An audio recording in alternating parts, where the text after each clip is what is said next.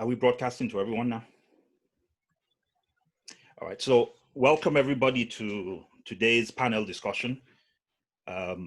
We have all the panelists here, and what we're going to do is we'll just allow for a little bit more time for our colleagues, our friends, and others that are going to be participating in today's discussion to join us. So please, we ask you to be patient with us while the participants continue to join. So what we'll do is we will start 5 minutes from now. So we'll give the people trying to join an additional 5 minutes to be part of the conversation. Thank you.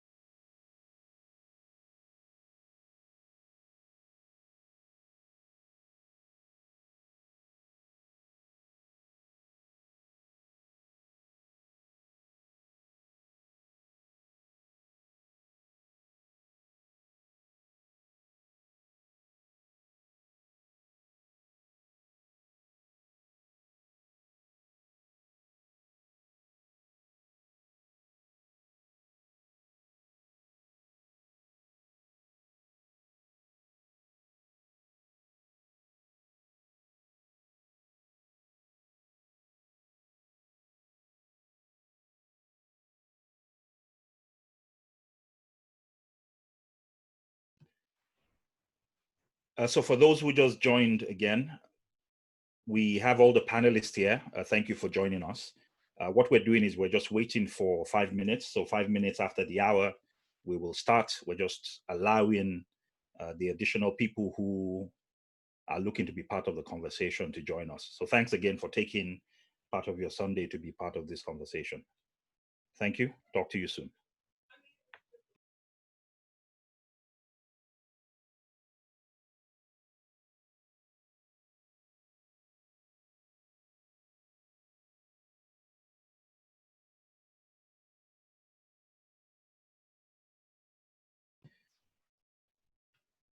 So we want to welcome those who just joined again. We have all the panelists on the line. What we're doing is we're giving a grace period of about 5 minutes for those who want to be part of the conversation to join. So 5 minutes after the hour, 6:05 Eastern time, we will start the discussions. Thank you.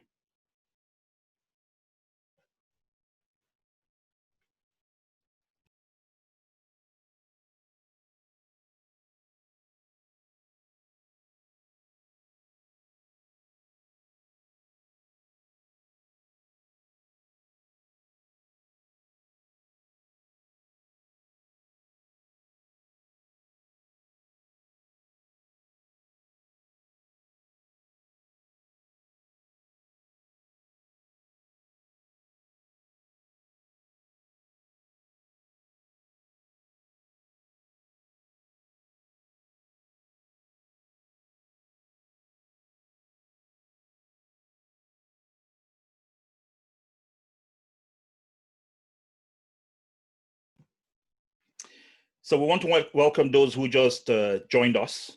All the panelists have been here since 6. We just want to allow for a little bit of time for those who want to be part of the conversation to be able to log on and participate. In about a minute from now, we will be starting the meeting. Thank you.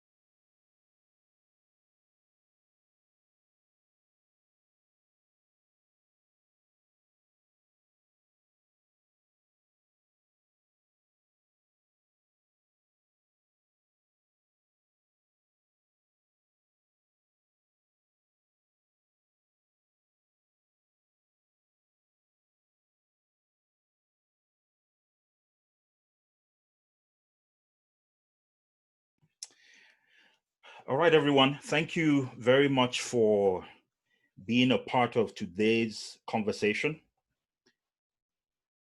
We have 4 remarkable panelists that will be kicking this series off. And perhaps what might be useful is for us to just go back and talk about what it is that have brought us here today. On the 25th of May, Derek Chauvin, an officer in Minneapolis, put his knees on George Floyd for 8 minutes and 46 seconds. And since then, nothing has been the same again. We've seen some remarkable protests, not just in the US, but around the world. And right now, everybody is involved. Everybody is involved in the cause of trying to ensure that there's racial justice. It's a big fight. It's a fight that is not only being fought in the streets of the US, it's actually being fought all over the world. There's practically no country that has not seen one protest or the other, or seen some form of solidarity with what is going on here in the US. And so the question for us as Nigerian Americans is whether this is a fight that we should be involved with. One of the primary reasons why we're having these conversations is that on the 28th of August, there is going to be a march that's being organized by the National Action Network. That's a network that was established by Reverend Al Sharpton in 1991. And what they've done every year for over a decade now is that they march on Washington on an annual basis. This year's march has an added significance because in addition to being a march about racial justice in general, it also happens to be, one, the 57th anniversary of the March on Washington by Martin Luther King Jr. And secondly, it overlaps with a significant period in American political movements, and which is the current Black Lives Matter movement, driven off of the very brutal killing in front of the whole world of George Floyd. The Nigerian American community plans to be a part of this march. And so what is going to happen on that day is we have a group. I know that many Nigerian Americans have been involved in this protest in one form or the other. But what we've decided to do is to ensure that our voice as a community is heard. But in order for that voice to be heard, it's also important for the community to have conversations. Race relations is not a conversation that we have a lot within our community. And so this is actually a new thing for us. It might take us we expect it to take us in many different directions. And so on the 28th of March, we're going to be marching. We hope that a lot of the people that participate in these conversations will be part of that march. And this, thankfully, is not the only time Nigerian Americans have been involved in the cause for justice. So while we think about the march we're going to be having, I want us all to also remember that there's a young lady, Oluwatoyin Salau, that was a very strong part of the BLM movement up until now. She unfortunately lost her life in June, earlier this month. And ironically and sadly, Toyin would have turned 20 just a day before the August 28th march. So while we're going to be marching for George Floyd, we should also remember that there's a Nigerian called Toyin Salau that we should also bear in mind as we engage in that march. Without further ado, I will introduce your panel to you. We have 4 incredible Nigerians. The format it's going to take, so I'll introduce them. The first person is Dr. Esther Titilayo Ogunjimi. She is calling in from Houston, Texas. We have Miss Ekene Okeke. She's based out of Silver Spring, Maryland. We have Dr. Adeleke Otunuga, who is based out of Laurel, Maryland. And then we have Mr. Olayinka Frank Sarumi, who is based out of Severn, Maryland. These incredible panelists are going to be the ones that are going to kick off this series. And the topic we're going to be looking at is just basically a conversation about race. We're going to talk about the Nigerian American experience. And there are 2 unique things going on today. What we have here is an intergenerational panel. And so we have people that they span a wide range of ages. And as you can see, we also have a good mix of genders. So we have two male Nigerian Americans and two females that would help provide us with some unique perspectives on the topic. The format that is going to take is we're going to start out with the panelists. Each of them will have 5 minutes to give us a very quick overview of their own personal take on the topic. And after they've gone over their personal views for 5 minutes, then we will go into a more open session where we will be having, again, some very frank conversations about race. And what I would ask everyone to do is, if you have questions, if you have views, if you have things that you want the panelists to touch on, please go ahead and type them into the chat box.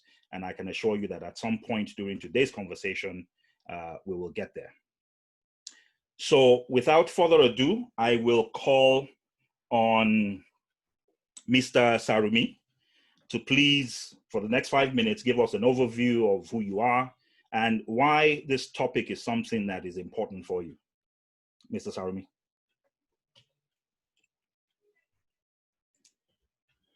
You're muted, sir. Okay. Thank you, Dr. Fabi. Welcome everybody. My name is Olayinka Sarumi. I'm a Nigerian American. I migrated to this country back in 1996. And I served in the Nigerian military. I retired as a captain after injuries in the middle, after injuries in one of the wars in Africa. So I've been here since '96. I'm a software engineer. I consult for the U.S. government, the Treasury Department, and I have 2 kids. I'm married. I have 2 kids, a boy and a girl. My son is in college, and my daughter is going to college later this year in fall. When it comes to the topic we're discussing now, one thing that I would like to that kind of pushed me into this, in talking with Dr. Fabi and the rest of us that are into this, is the fact that from our experience living back in Nigeria, I mean, we didn't actually experience a lot of racism because we were born and lived when we were educated in Nigeria. So being called black was kind of new to me coming to this country. When I came into this, I've read a lot of history about what went on in America. We were part of the struggle those days, although we were young, or against apartheid South Africa. These are things that we read, we saw on TV, people protesting. Likewise, we saw on TV the protests, the various protests in America by African Americans that led to the Civil Rights Act of 1965. I read a lot about Martin Luther King. I know a lot about him. I've read a lot about Malcolm X. I've read a lot about the Panther Gang, the Panther groups. And that was just reading until I finally migrated to this country. And I came into this country, did some menial jobs, and then later found myself in corporate America since 1997, 1998. And it was new, like I said, it was new to me. Working in corporate America, I mean, to a large extent, they try to hide it because of the laws, because of the human resource laws, the HR laws that guides them. But then beneath what you see on the surface, you know there's a lot of racism that goes on.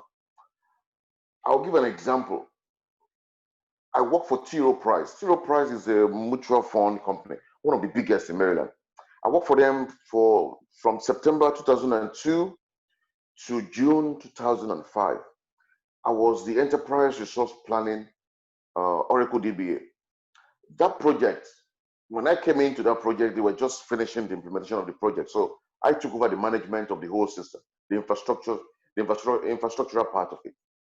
That project has a lot of visibility. Now, I came into a group where we have like 4 other DBAs. white Caucasian DBS. So I was the only black guy on the team. And the project I'm handling has a lot of high visibility within the company. Long story short, many of them were not happy about it. They didn't know the details about what I was working on. But at the end of the day, they ended up pushing someone to work with me, an Indian guy who started undermining me. I remember an incident that I called working with Tiro Price then with another friend of mine, Adeleke. Many of you will know him. We worked on a system, went out for lunch, came back, the whole system came crashing down. Apparently, the white guys and the Indian guys were working to undermine me. So I resigned from Tiro Price June 2005, and I went consulting. And ever since then, I've been consulting because I realized that my kind of personality, coming from Nigeria, where we are so proud, coming from the military background, where there is an additional edge, on your shoulder, I just couldn't see myself standing before a Caucasian writing my performance report and writing things that I know it's going to get me angry every time. And in the course of my career, the last 2 decades working in the US, I've come across racism from white America and the rest of them, but it's not as what we see on the streets of America, where blacks, predominantly blacks, African Americans, are being killed every day, are being tortured every day, are being arrested, molested. So when the killing of George Floyd occurred, and I was talking to friends, I'm like, what can we do? Because what can we do in the Mr. sense Sarumi, that, yeah? Please, try to wrap up in about a minute. Okay. What can we do in the sense that I have kids here, and just like everybody here, we have kids. We're getting old, right? What can we do? Are we going to leave the community like this? Because now they're not only killing Black Americans anymore. There's a case where a Nigerian kid was killed here in Maryland, and police went into the store, deleted the video, and the police was set free. So whatever touches any black man in this country, whether you're African American or Congo American or Nigerian American, touches us too. And it will be a disservice to us, because African Americans tells us we're here taking advantage of the struggle they've had from slavery, and we're only here taking advantage of it. But to prove them wrong, I think it's time for us to leave our comfort zones, because we have kids here too, so Mr. that Sarumi, we can be a part of this. Thank you. Mr. Sarumi, okay. Thank you. It is, thanks for those perspectives. We still have time. We're going to have time to come back again later on. But thanks for those unique perspectives. Racism can be insidious. That's one of the things you've said. It may not be it may not be overt. It might be covert in certain forms. And the other thing you've indicated is that this is also our fight. It is our fight. That it is our fight as well. Okay. Thank you for those perspectives. We'll now go to Dr. Esther Ogunjimi. Dr. Esther?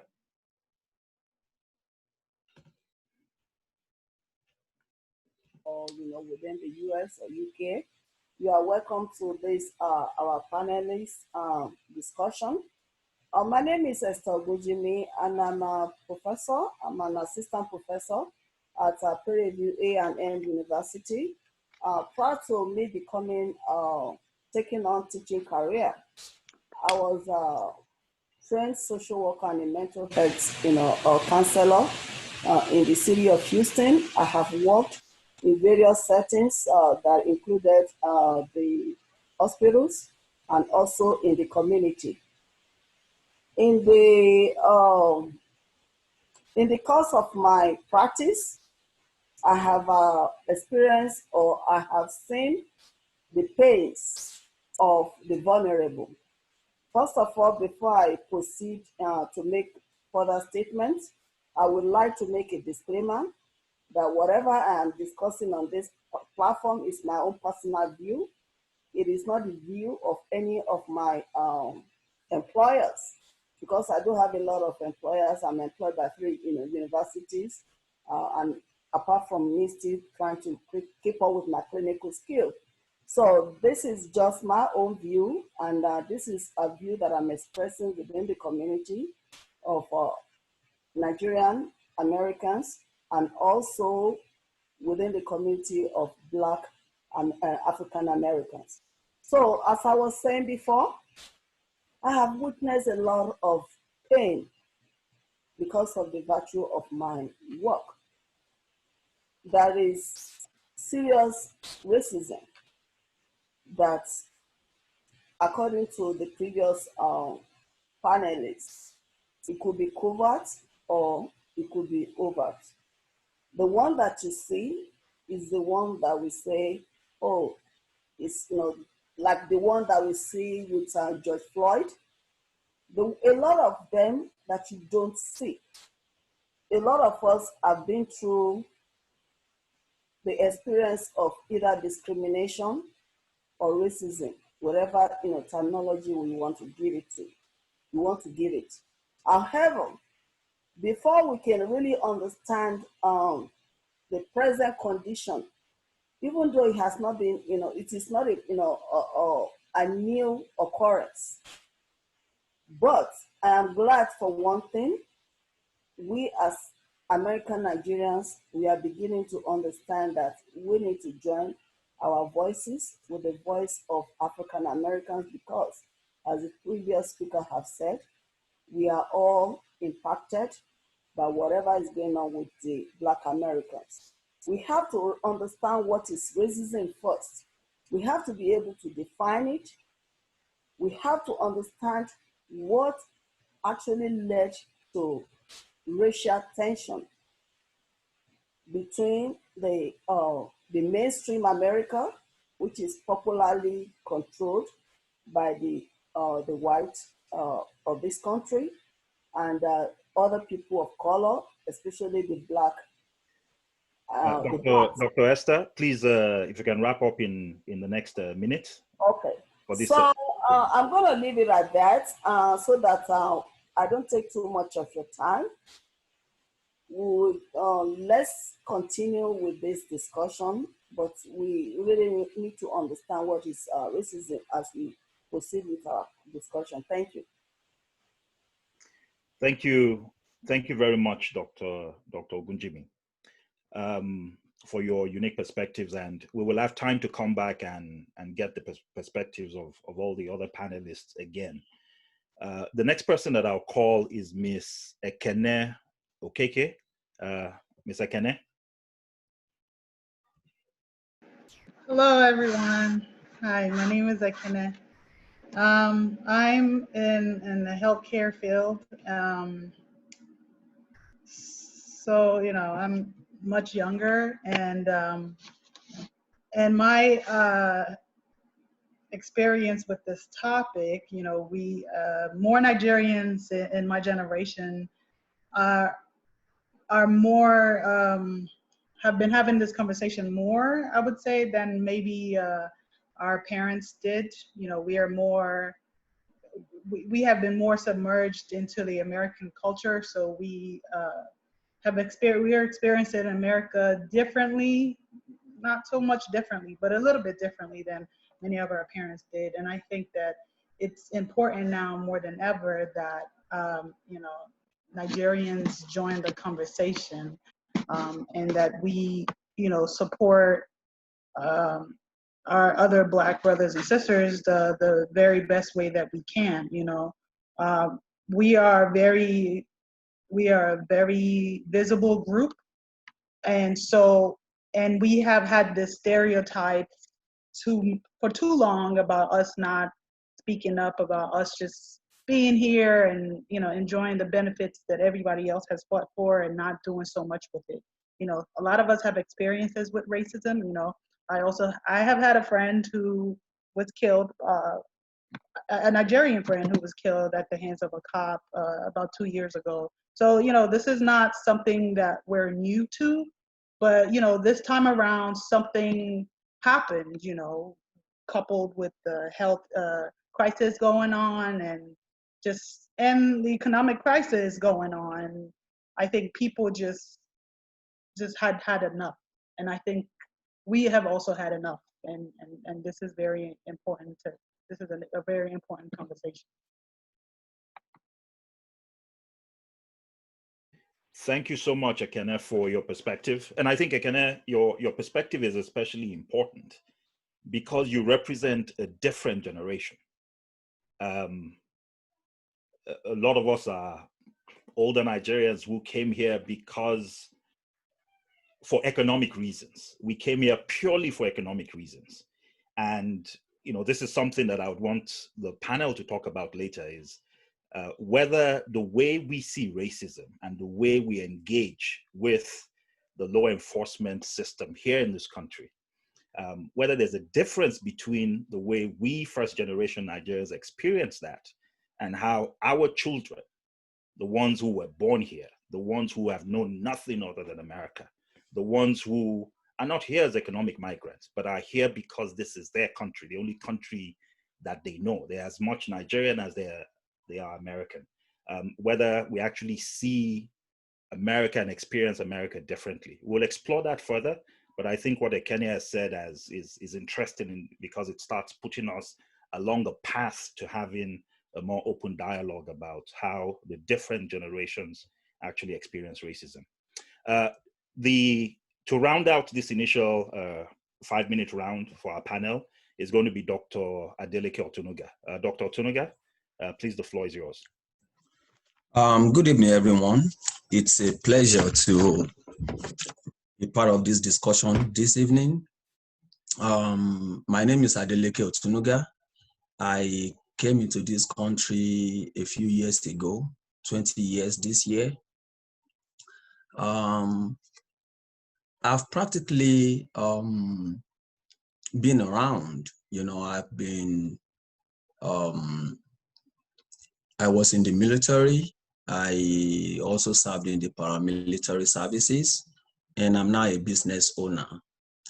So I believe I have seen quite a bit, concerning what we're talking about. Racism is real in this country. I believe even the racists themselves, they know that racism is real. There's no doubt about it. It can be direct, it can be indirect. Sometimes, it's very slick that you might not even notice it, but it is very real, And one thing that I would just say, as a prefix before we go into the main discussion is, just kind of give a perspective on where we're coming from. We Nigerians, we are generally a very shy immigrant group. And when I say shy, I mean for the most part, we are seen in terms of our achievements, but physically we are not heard from. So because of this self-isolation that we impose upon ourselves, a lot of things seem to be lost on us. We are quick to shrug off issues. We don't get involved. Even ordinary homeowner associations, we don't get involved, despite our penchant for acquiring the most expensive or the choicest properties down the block. We still don't get involved. We are generally success story, name the field of endeavor, we are a success in it. We excel in it. Yet, we are not respected. We don't have a voice because we decide consciously to mute our own voices. But we know we're wrong doing that. We know we have to be involved. This thing about racism is about race. We are part of the Black race, and whatever affects one affects all. When we come into the discussion proper, I'm going to be giving some, perspectives on about why we need to be involved. But for now, I rest my case. Thank you. Thank you so much, Dr. Otunuga. That closes out the first session. What will happen throughout this conversation is that we'll be doing two things. One is Every now and again, you might see a poll come up on your screen. We're trying to understand the unique perspectives, not only of the panelists, but everybody that is on. So you might see a poll come up at any time. Please participate in those polls and surveys. And then the other thing is, every now and again, we're also going to be reading some of the comments that are on the chat line. So Ms. Onamusi, if you are able to, can you please provide us with some of the comments that the audience has been providing? Just a couple comments before we go into the next session.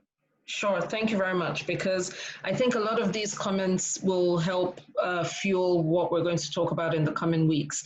Omolara Awofeso says, it is our fight because when a cop is choking out your son or daughter, they will not stop to ask if he or she is African American or Nigerian American. SM Davis completely agrees and says folks need to get their heads out of the sand on this issue. So that probably feeds into what Dr. Otunuga was saying earlier about how we don't actually have a voice as a community. Dr. Julia Ugoji says, I agree with you both. While we are starting the discussion, which is a very good beginning, let us use this anger and rage this time as a motivating factor to move this conversation to a higher dimension. Ekene, it is nice to have the new generation being represented in this discussion. Thank you very much. So those are the 3 comments we've got at the moment. I will be putting up the poll. That will be somewhere in the background. So please, if you see a poll and if you're in a position to do so, I know some people are driving, please do respond. Let's just have an idea of who we've got in the room and what sorts of experiences people have had and what they'd like to add to the conversation, since it's not possible for everybody to speak during this short session. Thank you. Okay, fantastic. Thank you very much. We want this to be as interactive as possible to the best extent that we can make that happen. So the first poll is out, and all we have to do is, please answer to the poll. And once you've answered,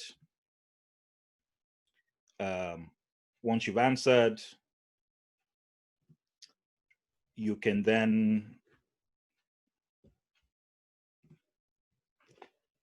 so please answer to the poll. So all of you should hopefully by now have seen the poll pop up on your screens. So I'm going to ask a question to each of the panelists. It's going to be a yes or no answer. I know it might be a little difficult, but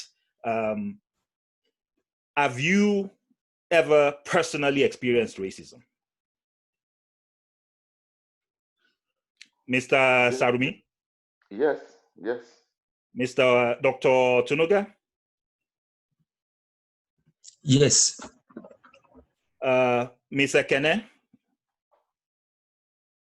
Yes. Dr. Ogunjimi?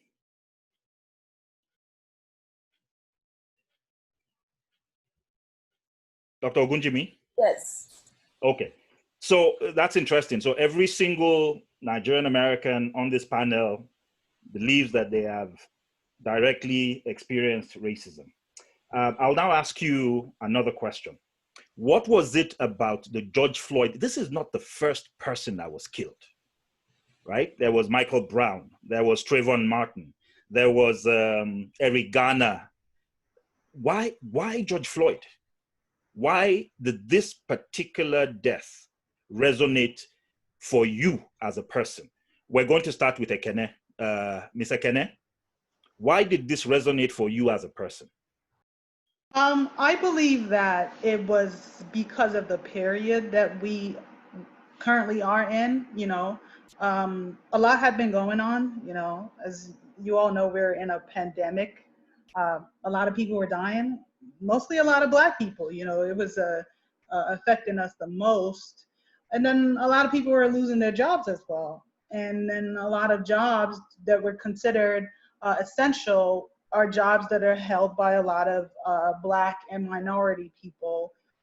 So I think all that stress of not having enough money, of being sick, of not working, we're being compounded. And then you added to the fact that with everything going on, the cops were still out here just hunting Black people like it was just a regular day. And I think people just could not believe it.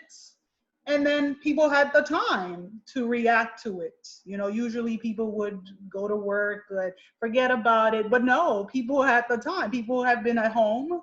They had been bored. They had been tired. They've been angry. So it was all of that coupled together. And then seeing that video and watching him die in real time it was just too much for people to handle. And so that, I think that is why this has been a much larger response than we have seen in previous times. Okay, thanks for that perspective. Dr. Otunuga, why did this resonate for you? Yes, Ekene is very correct. And what I would just add is the mood of the nation at the time that this happened, you know, made this a very hot issue, you know, one that we could not, you know, take sitting down. Then, of course, you know, the sheer audacity of the officer, you know, and the nature of the murder itself. This guy was killing someone for 8 minutes, 46 seconds, and he had his hands in his pocket.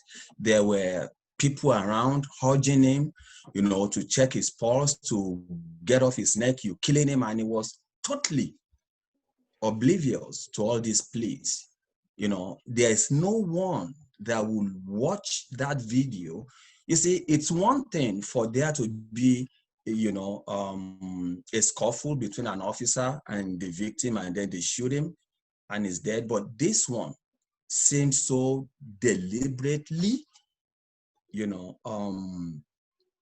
executed. And the end range is not surprising. Okay, thank you very much for those perspectives. Dr. Ogunjimi, why did George Floyd's killing particularly resonate with you?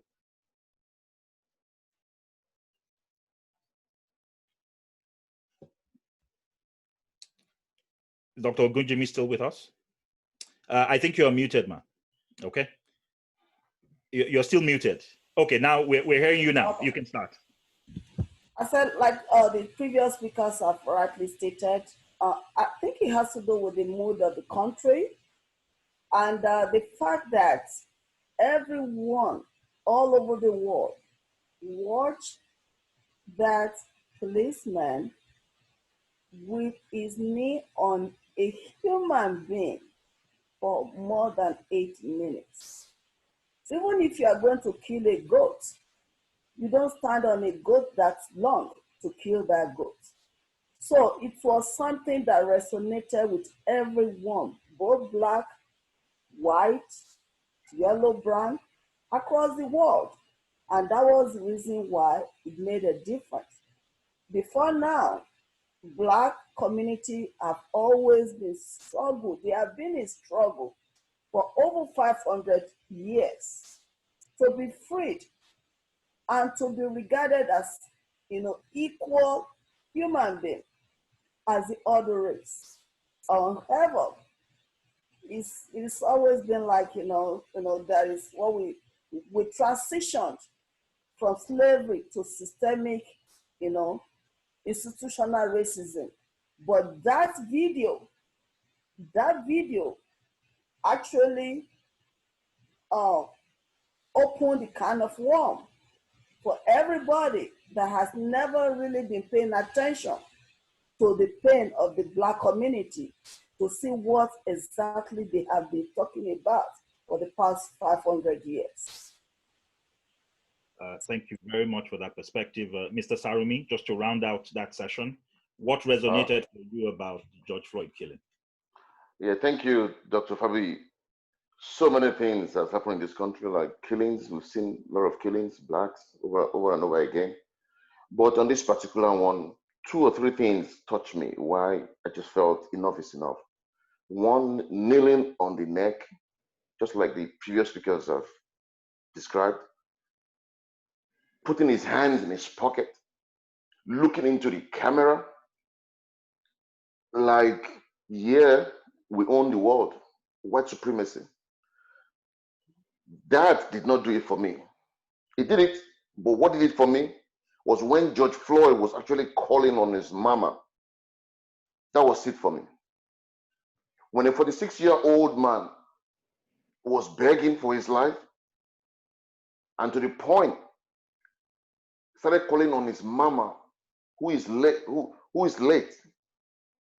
A 46-year-old man crying and calling on his mother to come and save him. It's, I mean, I can get emotional about that. Thank you. Thank you very much, everyone, for your perspectives. They've all been incredibly incisive. And I think, one of the reasons, at least for me personally, why it not only resonated for me, but I think it resonated for many others. This was the first killing that also resonated for non-Blacks, for whites, not just in America, but around the world. And I think part of it was because there was no way you could excuse what you were looking at. It was 8 minutes, 46 seconds. In the killing of Trayvon Martin, they claimed they had a fight. In the killing of Eric Garner, somebody who was racist could say, oh, look at the size of that man. Maybe the cops were afraid. They didn't really know what was going on. But here was a man whose hands were tied behind his back. He was completely helpless. He couldn't fight you. He couldn't do anything. He was on the ground, restrained. And yet there was a knee on his neck for 8 minutes and 46 seconds. It's hard to contemplate, but there are an awful lot of things you can do in 8 minutes and 46 seconds. It's an eternity. And I think, that fact that you could not excuse what you were looking at, the lack of humanity that the officer displayed, all of the incredible things everybody has already talked about, the fact that the pandemic forced all of us to stand still, and it forced us to look at what was in front of us without the excuse of work, without the excuse of anything else. I do believe, as you've all indicated, that all of that combined actually made this an incredibly powerful moment. What we'll do now is, please, we're going to share the results from the last poll. Another poll would then be put up, and then we'll go into another round of conversations.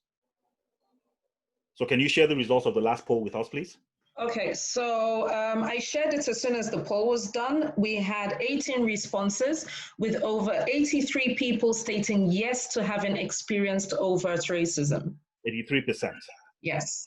Okay, so only 15 out of the 18 said yes. 3 said they had not experienced overt racism. I just want to use this this opportunity, if you wouldn't mind, just indulge me. Omolara Wofeso is saying something very important, because we do have a younger generation here, and she's saying that what triggered me about that was that George did everything. I mean everything. I told my 6'5" son when I had the talk with him, do not fight back, cooperate, show your hands, be respectful, do not resist. And yet all that failed. It dawned on me that nothing will stop a cop if he wants to kill you. So when we're talking to the younger generation and we're saying, how do you interact with police? It's clear. And I think there was a case, if someone could help me with the name, about a guy that was killed in his car with his partner and his partner's daughter looking on, and it got caught on Facebook Live. And he was saying that he had a gun and he was completely respectful as well. And nothing made any difference. He still ended up dead. Okay. So thanks again to everyone for that perspective. Thank you for taking part in the polls. The next poll is up. Please participate. These polls will provide us with a great deal of insight into how the community views these topics, and it will help us as we continue to put together future sessions. The next set of questions that I'll be asking is whether there's a generational difference. So the first thing is, do we as first generation Nigerians, so we have two generations being represented here. There are, as I said, those of us that are older who chose to come here, right? And I think there's an interesting relationship between Nigerians and the law here. I am putting this to the panel. I may be wrong, but my view is that older Nigerians, it appears we tend to be deferential to the law here in a way that we're not when we're in Nigeria. I have seen people more respectful. There are Nigerians here who would slap a Nigerian policeman in Nigeria, who would be rude to a Nigerian policeman in Nigeria, but who would dare not behave that way, who are way more deferential, who are completely, who might be ready to give up some of their rights if they were unjustly being dealt with. And I wonder whether the attitude of our children is different, whether they're more able to speak up for themselves, whether they're more, or whether they're less tolerant of situations where their rights are being trampled on. I throw it to the panel. I will have two people, first of all, respond to this. So, Mr. Sarumi, I would like you to respond. And then Ekene, if you can prepare to please provide a response for how younger Nigerians might view that. Do you think so for Ekene, do you think older Nigerians have a different relationship with the law? Do you think that there's a way we approach law enforcement and we approach engagements with the law here that is different from the way younger Nigerian Americans do, from your own unique perspective? And Mr. Sarumi, I would like you to also address that from the perspective of a first-generation Nigerian in the US. Thank you, Dr. Fabi. I think, yeah, you're right. Nigerians of my generation, like a large percentage of us, like you said, we're here for economic reasons. And we have this belief that we want to be successful in whatever we're doing. And we don't, a typical Nigerian, my generation, I don't like stumbling blocks along their way. So the last thing they want to do, besides the few that get into criminal activities, majority of us, like 95% of us, just want to do their work and go home. The last thing on their mind is getting entangled with the police because they know the law works here. There is still racism in the law, but at least the law works. Back in Nigeria, well, it's an issue of, do you know who I am? But here, it's different. So the last thing a Nigerian wants is he just want to work, go home. He has plans probably to build a house in Nigeria. He has planned to ride a very nice car. He doesn't want anything that would disturb his inflow of cash. So they tend to cooperate with the law here. The younger ones, sorry, Mr. Sarumi, so what does cooperate with the law mean? Does it mean, do you think in our engagements with the law that there are aspects of our rights that we might be willing to let slide? Absolutely. Okay, look, let's be real. Nigerians are very, they are comfortable in their zone. That's why Nigerian Americans don't get involved in things like this, like protests. It's going to be a Herculean task to actually get up on the street. I mean, we're getting this outrage, we're getting this thing, we're getting angry, but we have to do more than that. Nigerians are always comfortable in their zone. Our lifestyle is different. We want the best things in life. We want to read, pass the exam. The last thing we want to do is just, even if the police says take 10 steps and you're only supposed to take 2, they will take the 10 steps just to get out of that area, out of that issue at that point in time. So that's who we are. And that's where, Okay, thanks for that perspective. Ekene, are you still on? Yes, I am here. Okay, how does your generation view that? I do think that there is a difference with the generations and how we deal with authority in America and in Nigeria. There are most of the older generations, parents believe that you just do what you're supposed to, because they don't see America as their home. It's always they just came here to make some money and they're gonna move back home, so they don't want any trouble. They're just gonna do what they need to do and they'll get out. But I think that the younger generations, we have seen that this is home. Like, we haven't been away from here longer than 2 weeks when we visit Nigeria. So this is all many of us know. this is all we're ever going to know. Many of us are going to get married and have kids, and we're going to go on. So we know this is our home. And, many of our older parents can get away with, accents and playing up their Nigerianness, like, oh, I don't understand what's going on, to get away with things.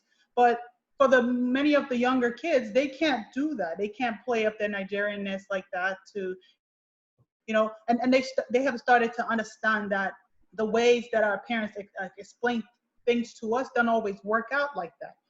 Telling you, oh, just if you do these and these and these things are going to happen to you. But then we find that many times than not, you do all of those things, it doesn't save you at the end of the day. So now we are finding that just hiding under, immigrant children or Nigerian exceptionalism is not a thing that we can do, and I think that's the difference between the generations. Some people still think that maybe a lot of these things are personal experiences, and maybe it's not as widespread as people try to make it, but it isn't. It's not a personal issue. Okay, fantastic. Thank you very much for those perspectives. Dr. Ogunjimi, did you want to? It looks like you want to provide some insights as well. Yes, the both speakers, they actually stated the issue the way it is.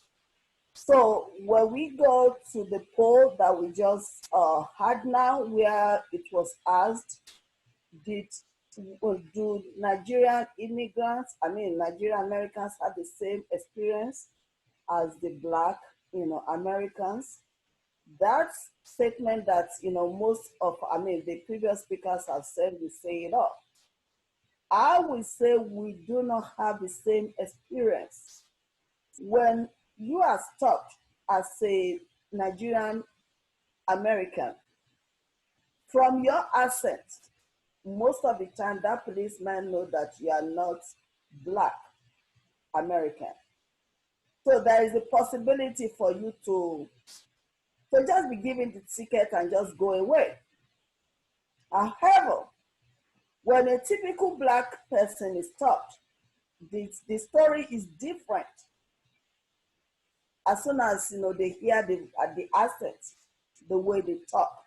So now our children, that's the reason why we can say those of us that the actual immigrants, we tend to be, like getting away with the law or cooperating with the law. Let's use that word, cooperating with the law. It's not really because we actually are doing any better. It's just because for some reason they can discern, they can scan, profile you, and know your background, maybe simply from even your name. So they know the ones that they're hunting out for. It's like they're hunting for the Black American, sadly. And okay, thank you. Accent of African American. So some of thank them, you. they do have our names, but a lot of time they don't want to even look at your name. They just want to listen to the accent, and then they can act on it. So thank you, Dr. Ogunjimi. And I think that kind of significantly highlights the difference, is that we first generation Nigerian Americans can be pulled over, we open our mouths, and everybody knows we didn't grow up here. Our children, however, can't do that. If our children get pulled over, the accent of a second generation Tola is exactly the same as that of a Tyrone. And so it is our fight, because our children, if as you say, Dr. Ogunjimi, if they're out hunting, and that's a powerful word to use, because when we see all these cases, we're left with almost no other conclusion than to say it looks like a hunt. And it turns out that if we're not careful, our children, because of the way they speak, because of the way they look, this fight that we didn't think was our fight, it looks like, if we don't think it is our fight as first generation Nigerians, then it certainly does look like it is the fight of it is our fight because it is our children's fight. And with that, I will go to Dr. Otunuga. Dr. Otunuga, we're going into another segment, and that segment is this our fight? We've been having these conversations. We've talked about the fact it looks from the polls that majority of the people on this call are saying they've experienced racism. It looks like many people on this call are saying that our experiences are very similar to, but maybe not exactly the same, for those of us that might be first generation Nigerians, with that of African Americans. That of our children is more likely similar to that of African Americans because of their accent, because of their attitudes, because of the fact that they see this as home and they are very much aware and familiar with their rights. But should we be involved, and why should we be involved? Dr. Otunuga.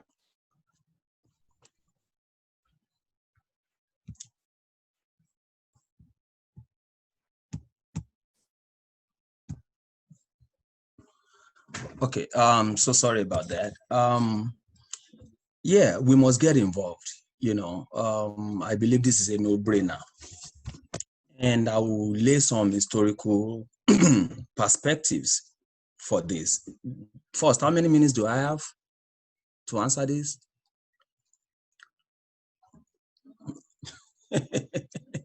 2 minutes. Okay. Here we go. There are several things that we need to understand. Some of the, at least the points I'm going to raise here, we are all aware of them. We just have not maybe thought about the importance of them. You know, our economic importance in this country, our educational importance, you know, our population importance. Population, as of 2017, Nigerian migrants in the US, our population is put at 348,000.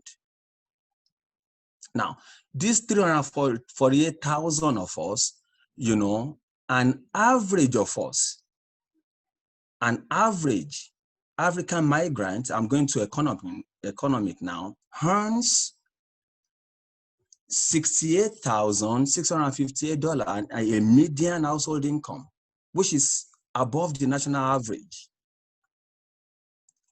The national average is put at 61,072. Okay. In 2019, Nigerians remitted to Nigeria a whopping sum of $17.5 billion.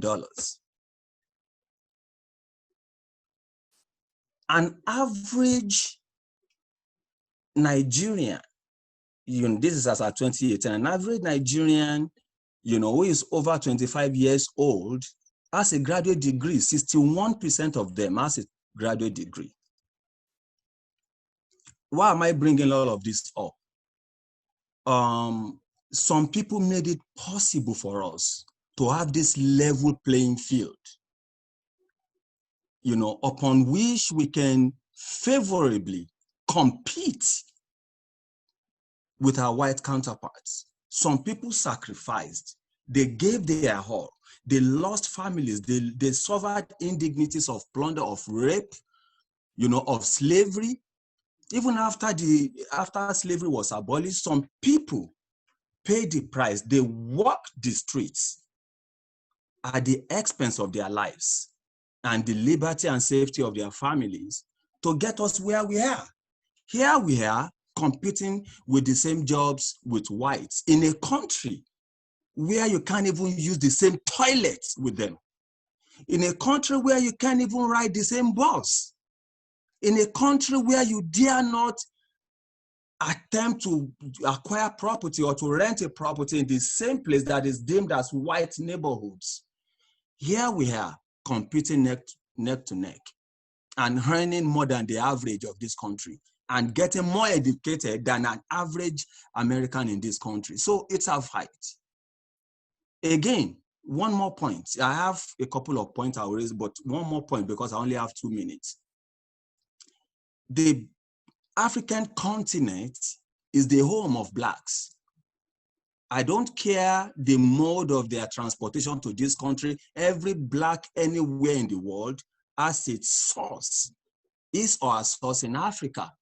And so as Africans, we owe it, just like a mother owes its children the duty of care. It's our fight to fight for our kids. Thank you. Dr. Fabi, if I could add one or two things to what Dr. Otunuga just said. Please go ahead, Mr. Sarumi. Please. Thank you. I agree 100% with what Dr. Otunuga just said. This is the reason why it's our fight.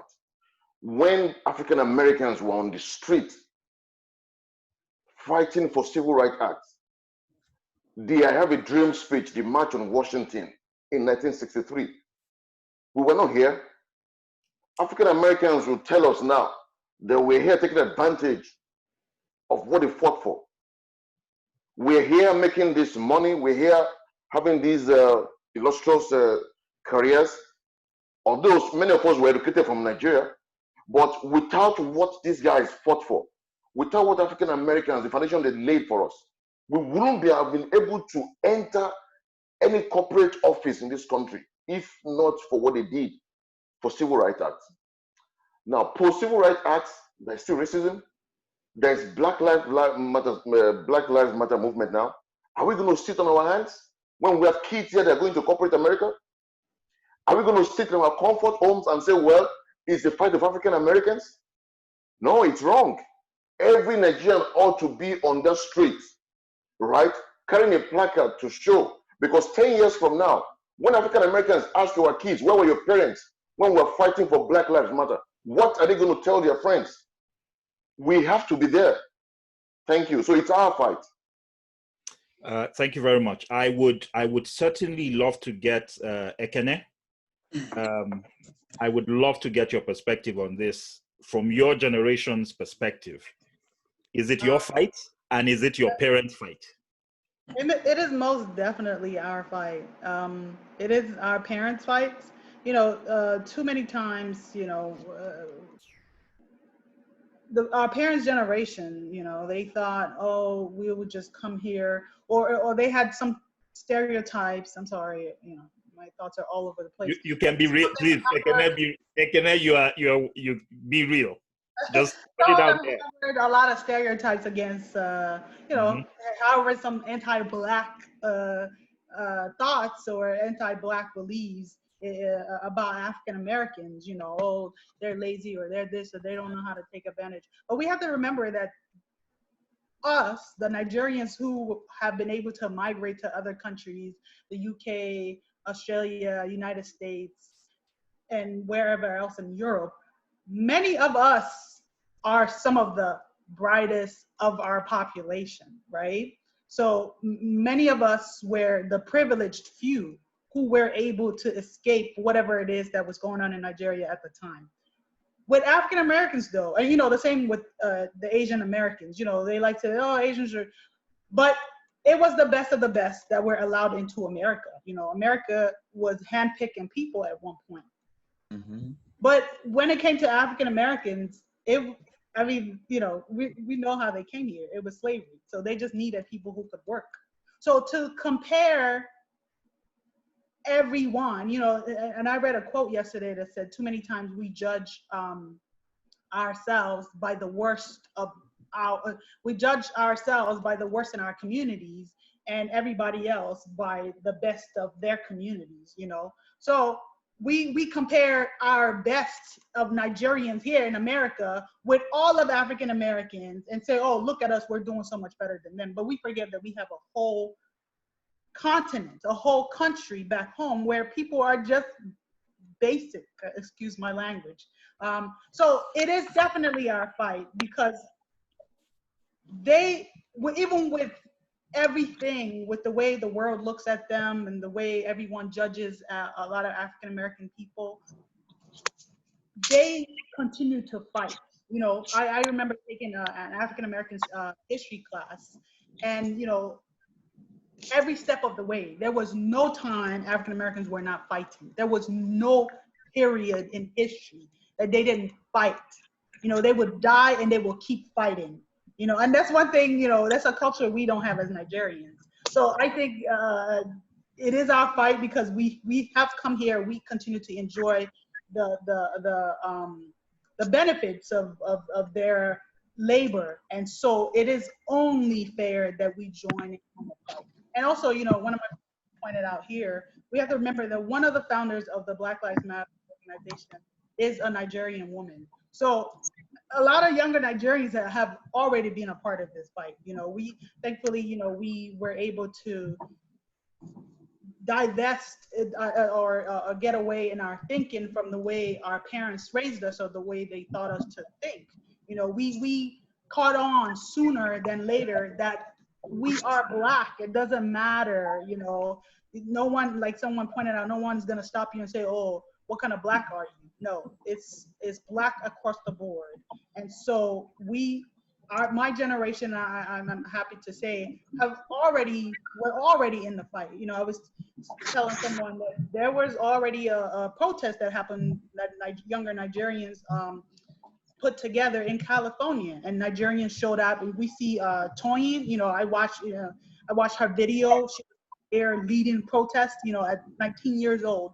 So, you know, the younger generation we have come. We are ready to join the fight. And yes, to end my rant, it is definitely our fight.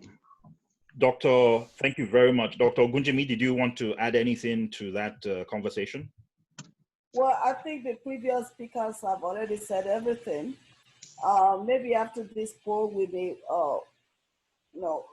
we would like to hear from maybe our audience, because I mean, there's nothing else for me to add to it.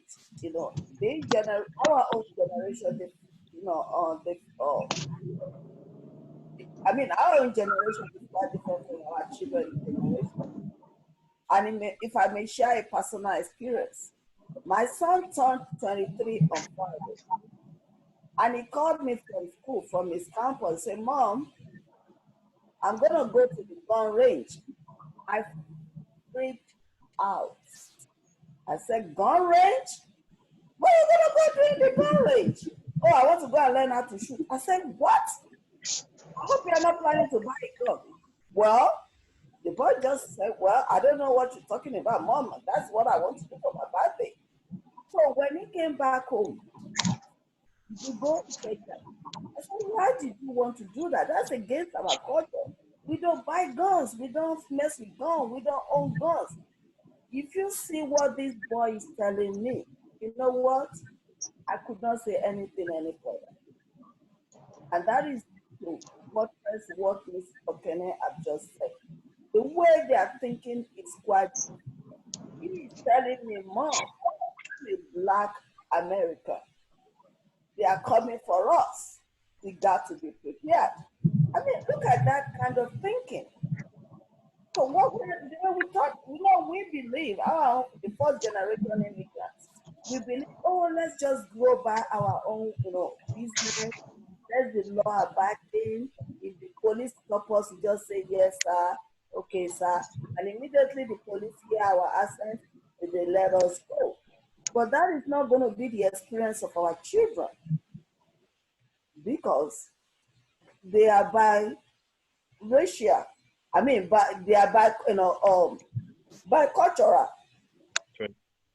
Thank you. Thank you very much. And Ekene, here's what I'll tell you. That the way your parents behave here, this is how we behaved back in Nigeria too. We never fought for anything. We were docile. The reason why Nigeria is the way it is because we never learned how to fight. We were never ready to fight. Rather than fight, we wanted to go to places where other people had cultivated their lands, and we're taking advantage of that. And I think ultimately, Nigeria in the future would likely be better for it. That we have a generation of young Nigerians, people like you, and our children that are not ready to take nonsense from anybody. That have grown up in a place where they've understood that fights can lead to good things, and that good things take time, and that the fact that a fight does not yield results in one election cycle doesn't mean they should stop fighting. So let me, what I'll do now is,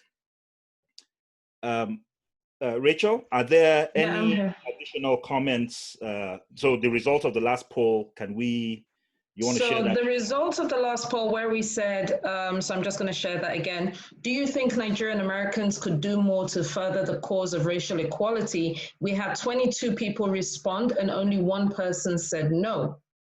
Everybody else of the 21 people said yes. So there's that. In terms of comments, there have been some fantastic comments going on. One of the ones that I specifically want to read out that came further down.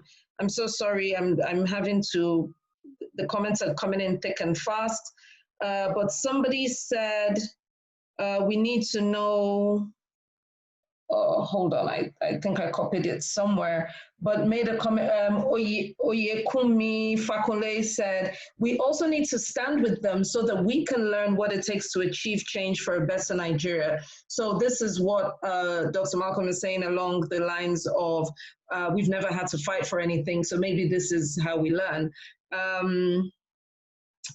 T Best, God is Great, says we can do more by being involved in the fight against racism. When you see something, don't just say something, but do something. Work with your local lawmakers. So Dr. Malcolm, I'll expect you to talk about strategy and what exactly it is that we're trying to achieve. We are part of those who elected them into the office. BJ says, fabulous discussion so far, but I think the African-American experience for over 400 years has overshadowed any Nigerian-led awareness in 2020. I feel it would be a distraction. Racism in America only has two sides. It's either you're Black or not. I'm not sure I understand that. I don't think we're trying to divide the Blackness. We're just trying to make sure that Nigerians speak up and are heard in this struggle. If I didn't get you right, BJ, please respond. Yes, Sam Arubola says, by the way, the Black cop from the 4 arrested cops in Minneapolis is a Nigerian. His mom is white while his father is Nigerian. So those are the comments we have thus far. Also, we have some participants, people who have joined us that actually would like to make comments. I can see 1 or 2 people with their hands up. If you'd like to make a comment, please. Sorry, Rachel. Unfortunately, we're not going to be going to, so this is the first in a series of conversations. So unfortunately, only the panelists would be able to speak to everyone. But for those who want to be part of future panels, please send us an email. And what I'm going to do, so reach out to us if you already have our contact details. I'm going to put up that slide next. Those are our contact details. We're looking for people to be part of future panels. So please, those of you who want to be part of this, who want to talk, who want to be part of future panels, we'll have a panel every Sunday. We're going to have one every Sunday until August 28th, until the march itself. And part of what we're going to be doing with these panels is having these kinds of conversations, having open, frank, factual conversations, intergenerational discussions. So it's going to be those of us that are first-generation Americans and our children who are now grown-ups, who are now entering into the corporate world, who in some cases have been there for some time, who have a very different experience of this country to what we have, and who have a very different mindset. A mindset that is from a position of an awareness of their rights, an awareness of their Americanness, as well as an awareness of their Blackness and Nigerianness. So, so please be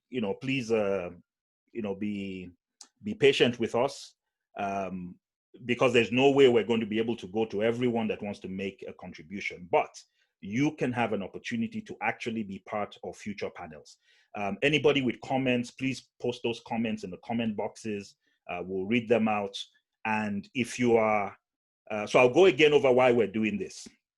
And as soon as this is done, I'll give all the panelists just a minute or so to give us any concluding remarks that they have. So the first thing is that we're not doing anything new here. The fight for justice in this country has been on for a very long time. What is happening is that those of us who are Nigerian American are saying, look, we might have been participating as individuals, but it is time for us to begin to speak up as a community. And the reason why we need to speak up as a community is because the issues are serious. We're not just talking here about whether or not you have a right as a Black person to get employed or not employed. We're talking about a right to life.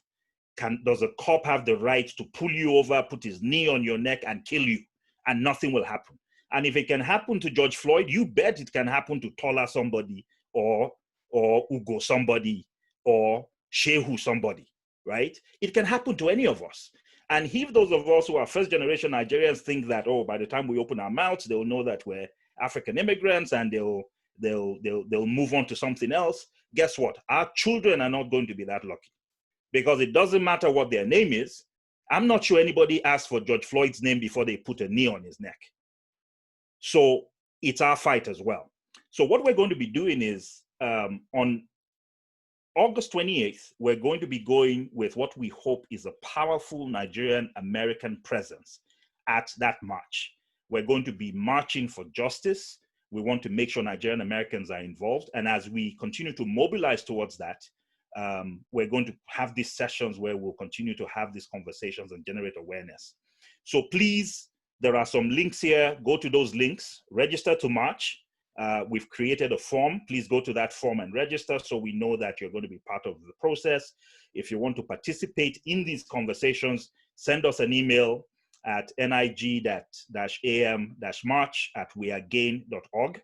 And we have a Facebook group. So please join that group, publicize this group to your friends, let them join, sign up to join. What we're hoping to be able to do is to get at least 10%, or rather about 5% of the over 40,000 Nigerians that are said to be domiciled in the DMV area to be part of this process. So please sign up. Let's know that you're going to be part of the process. And for those who don't live here in the DMV area, who plan to maybe travel down, some people have done that, let us know that as well. And even if you don't live here, we have just one big community of Nigerians in the US. So please reach out to your friends and family in the DMV area and let them know that this is going on. So with that, I'll turn it back to the panelists to just give us their concluding remarks. And once they're done, we'll then close out the session. So please, we'll start with Dr. Ogunjimi, please. Your concluding remarks. You are muted, ma'am. Okay. Thank you, Dr. Fabi. We have said everything all. We have to remember what Mr. Sarumi said. Some people shed their blood in this country, and they are still shedding blood. If nothing has ever moved us as Nigerian, American in this country, to respect the Black Americans, this is the time for us to come on board, to reach out our hands to each and every Black American that we know out there, express our emotions that we are by their sides, not only by talk, but also by action. We also have to get involved in political process, register to vote, and go out to vote. Black Americans died for them to be able to have the right to vote in this country. We come here, we benefit from everything, but we don't want to be part of what is going on. Please, this is a time for us to have a change of heart. Thank you. Thank you very much, Dr. Ogunjimi. Dr. Otunuga, please. And while Dr. Otunuga is going, Mr. Sarumi, you go after him, and then Ekene. Next generation Nigerian American, you will close it out for us. All right, thank you, Dr. Fabi. Why we must get involved, a brief summary of the points. I'll first start with the quote by two African legends, one living, one dead. Martin Luther said, injustice anywhere is a threat to justice everywhere. An injustice to one is an injustice to all. Wole Soyinka said, the man died in all who kept silence in the face of tyranny. You see, our refusal or reluctance, if you may, or laissez-faire attitude towards the issue of race or racism in this country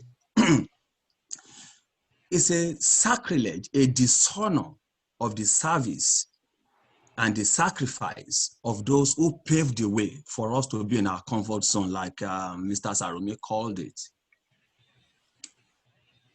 Africa is the ancestral home of Black people, irrespective of how we got here, you know, and Nigeria is the living room of that home. Irrespective of an attempt to divide us through, you know, descriptive demarcatives like African Americans, Nigerian immigrants, you know, African immigrants and so on, we are all Black people.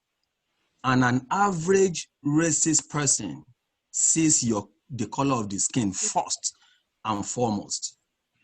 That's all they see.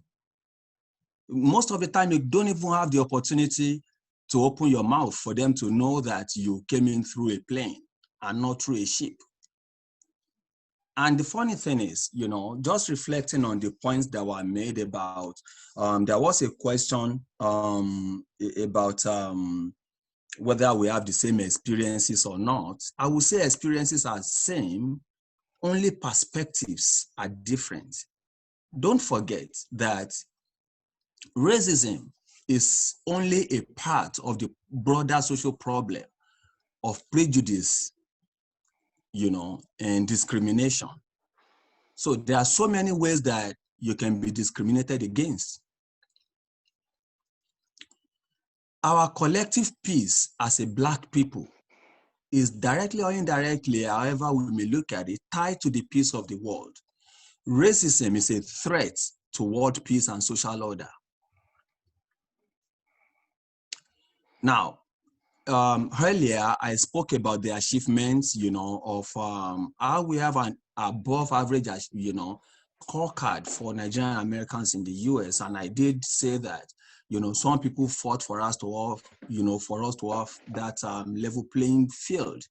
I sincerely believe that given a more level playing field, a less, you know, racially infiltrated environment, Nigerians can do more.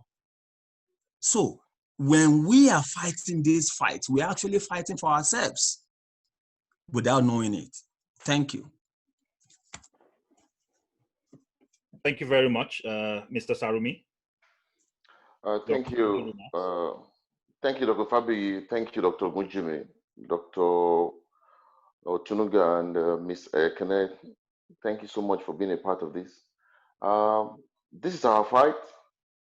I very much believe so, and it's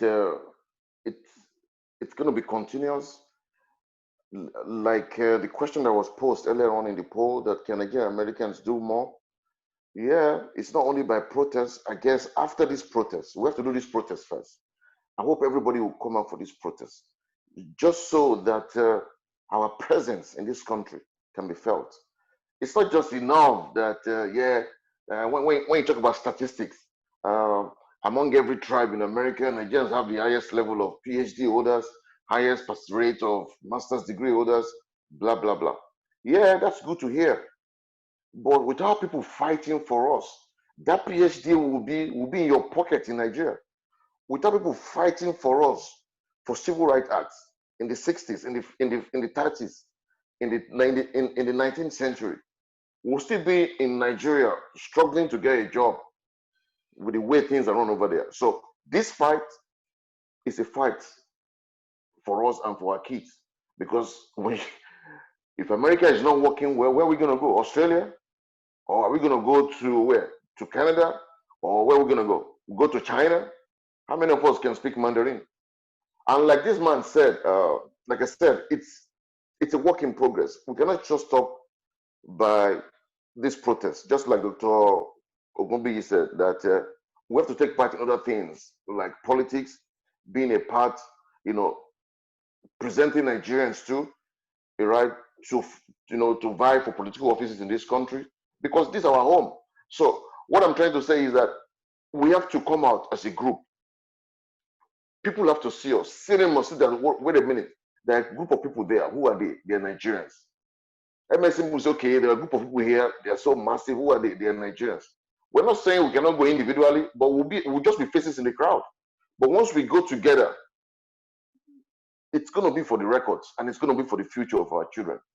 And like this man said, Haile Selassie, that until the color of a man's skin is of no more significance than the colors of his eyes, there will be war. These protests will be on. Blacks will continue to fight. We don't do it in Nigeria, but living in this country, it's our civic duty. It is our civic duty to continue to fight until this country is a better place for me and my children and your children, until this country and the world is a better place for all of us. Thank you. Thank you very much for that very powerful summation. Now to round out the comments would the youngest member of the panel, the next generation Nigerian American, Ms. Ekene. Well, thank you for that. This has been a very interesting and very positive conversation and panel. Thank you to everyone who contributed here today. So to close up, I just want to say that, when we were talking earlier, a lot of people talked about how, the older Nigerian generation could get away with accents or this and that. But, let's not forget that there have been many instances where people have met their demise at the hands of authority by just being in their houses. We heard of Breonna Taylor that happened a couple weeks prior to George. She was sleeping in her bed and the cops came in and they were in the wrong house and they killed her and they lied to her family about it. And nothing has still been done about that till today. Nothing, no consequences, nothing. And many times we find that when it is not caught on video, then people just act like it doesn't happen or it didn't happen, because this has become second nature. Also, this issue, this disease called white supremacy is one that, even though many of us talk about how we do not know what Blackness was until we came here, or in Nigeria it was different, it is felt in Nigeria. We see people suffer with skin bleaching problems. We see, we were colonized.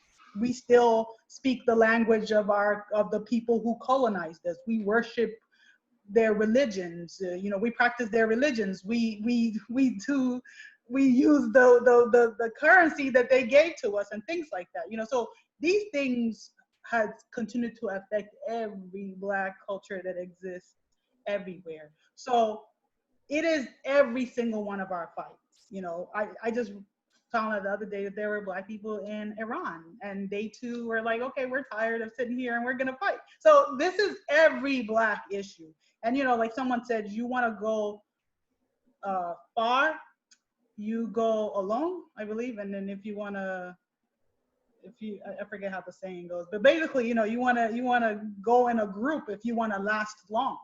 And I think it's important that we join hands with our African American brothers and sisters over here to have a louder voice collectively.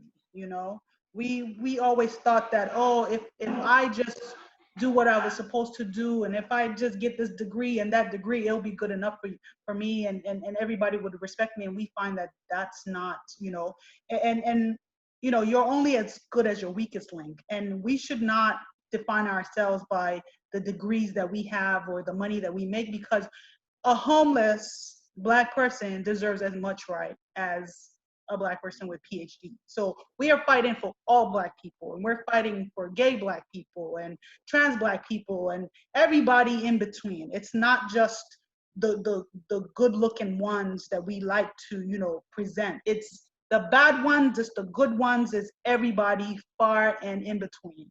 You know, so yes, this is our fight. Now more than ever, we have to partake in this. This is us. Because I feel that if we are able to do this, if we are able to successfully do this, this could be something that would affect our position at home. You know, it could affect the position of Nigerians in Nigeria.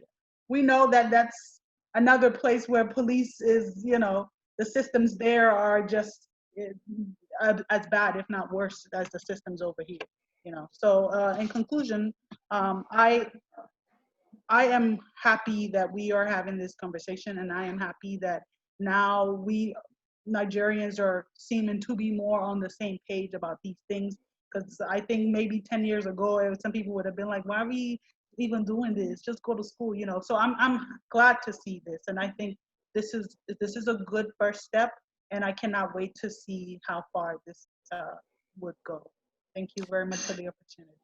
All right, thank you so much. So thanks to all the participants. Thank you for taking the time to come. Thanks for the preparation that you went through. Thanks for the perspectives that you shared. And to all of those who joined, thank you for taking time out of your Sunday evening to be part of this discussion. Discussions about race are not common in our community. And, you know, I'm glad to see the level of participation we had, the comments that came through. So please, it's not enough for us to talk. We must take action. So we're coordinating a lot of what we're doing. The short-term goal is to have a Nigerian presence that is felt on August 28th. We want America to know. We want the African American community to know. We want the United States to know. We want the world to know that Nigerian Americans stand with African Americans, and we stand with Black peoples everywhere for racial justice. And then beyond that, the conversations will keep going on. This is the beginning of those discussions. We're going to have discussions also about what role we should be playing in politics in the US, for example. Because at the end of the day, all of these issues we're talking about, the one way you can actually change this country is to be involved in the power structure in this country. And that is also one area that we have so far not been participating in to the extent that we potentially can. So please register to march if you're in the DMV area. If you're not, send these links to friends that you know. We have a WhatsApp group, reach out to us. We have a Facebook group, you know, join us. Send us an email for those who want to be part of future panels. Send us an email. We've already started seeing some emails come through. Thank you very much for that. We want to keep the conversations going. So please join us on Facebook, share the link, invite people, and let's keep fighting for racial justice. Thanks, everybody. Take care and have a great week.